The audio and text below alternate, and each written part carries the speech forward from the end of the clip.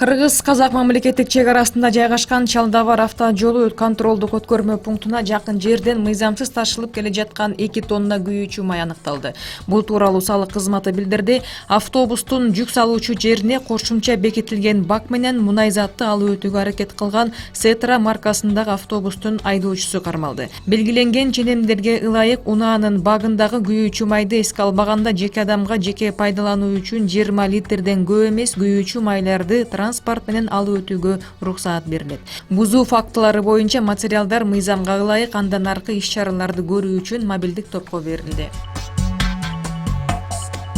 Башкы прокуратура коррупция менен күрөшүү боюнча бирдиктүү эсепке 17 миллион сом которду. Бул тууралуу ведомствонун басма сөз кызматы билдирди.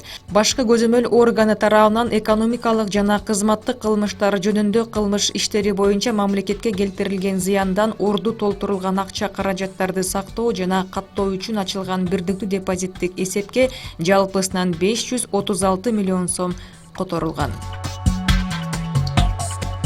Кыргыз-тажик чек арасы күчөтүлгөн тартипте кайтарылууда. Бул тууралуу 24 кж агенттигине Лейлек районунун акими Баймурат Бекмуратов билдирди.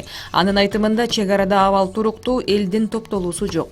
Сүйлөшүүлөр уланууда. Ал эми курулуш убактылуу токтотулган. Эске сала кетсек, 14-сентябрь күнү Лейлек районунун Максат айылында чек аранын такталбаган аймагында Тажикстандын тургундары курулуш иштерин баштап, 10 жүк ташуучу унаа менен шагыл төгүлгөн.